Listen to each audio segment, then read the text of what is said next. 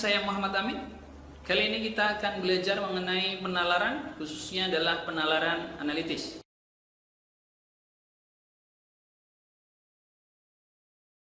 Oke, kita mulai dari tipe soal yang pernah muncul atau yang sering diujikan dalam model penalaran analitis. Yang pertama adalah diberikan sebuah teks dan disertai dengan satu buah soal, atau model yang kedua adalah satu teks tapi digunakan untuk beberapa soal. Nah, untuk lebih jelasnya, mari kita lihat contoh yang pertama.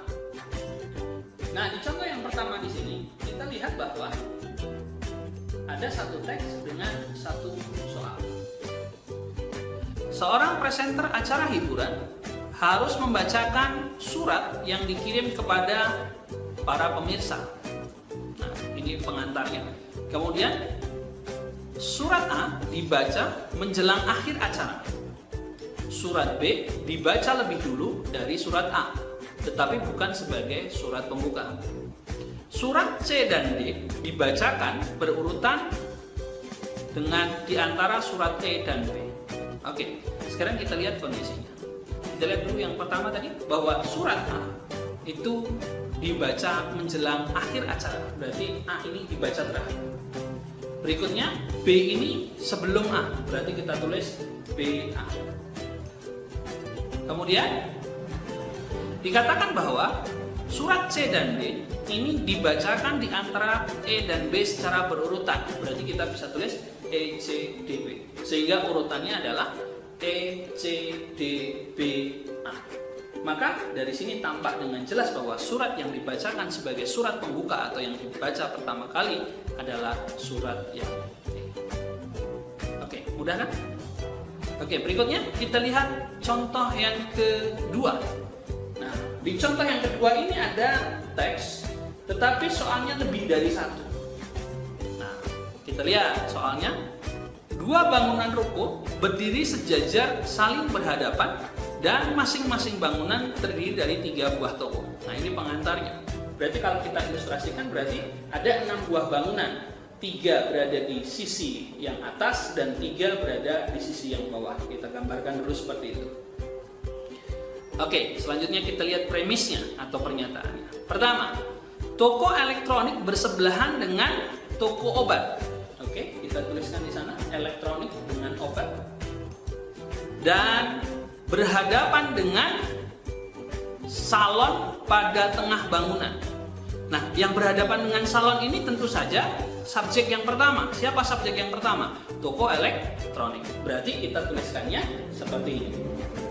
Berarti salon dan toko elektronik itu berada di tengah-tengah, tetapi pada sisi yang berseberangan.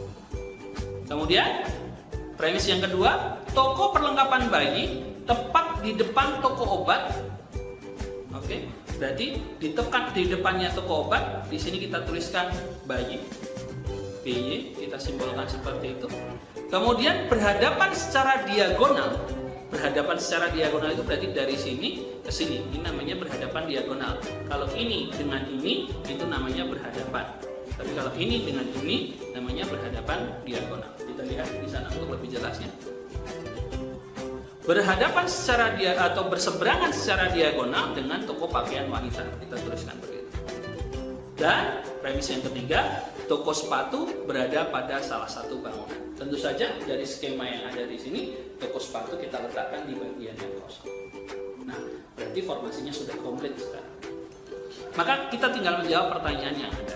Yang pertama, jika toko sepatu bersebelahan dengan salon, maka pernyataan yang benar adalah, kita lihat dari skema yang ada. Yang A, toko sepatu bersebelahan dengan toko obat. Salah, karena toko sepatu di sini hanya bersebelahan dengan salon. Yang B, toko elektronik bersebelahan dengan salon. Salah, toko elektronik di sini berseberangan dengan salon, ya, tidak bersebelahan. Kalau toko elektronik bersebelahannya dengan toko pakaian wanita dan toko obat. Yang D, toko perlengkapan bayi bersebelahan dengan toko obat. Salah, antara toko bayi dengan toko obat ini adalah berhadapan. Maka jawaban yang tepat adalah yang E, yaitu toko elektronik bersebelahan dengan toko wanita. Kita lihat contoh pertanyaan yang kedua.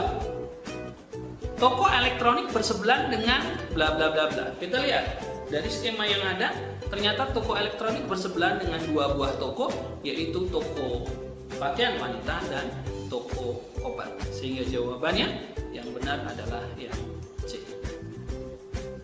Nah, dalam menjawab soal tentang penalaran analitis, yang perlu dilakukan adalah kehati-hatian dalam membaca teks.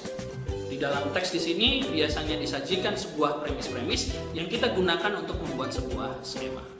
Nah, beberapa tipe yang pernah muncul di dalam soal penalaran analitis adalah, yang pertama adalah urutan kuantitas. Dalam urutan kuantitas ini berarti bisa kita kasih nomor, misalkan juara 1, juara 2, atau juara 3.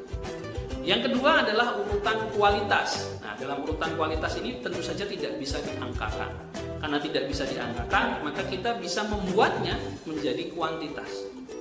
Yang ketiga adalah penjadwalan. Di penjadwalan di sini biasanya ada hari Senin, Selasa, Rabu, Kamis, Jumat, Sabtu, bisa juga Minggu. Kemudian yang keempat adalah posisi. Nah, seperti yang tadi kita contohkan, itu adalah tentang tipe posisi. Apakah berhadapan, apakah bersebelahan, atau berseberangan diagonal. Nah, bisa lagi bentuknya adalah implikasi. Suatu bentuk implikasi biasanya ditandai dengan jika titik-titik maka titik-titik. Nah, demikian untuk modul belajar penalaran analitis. Kita jumpa lagi di modul yang selanjutnya.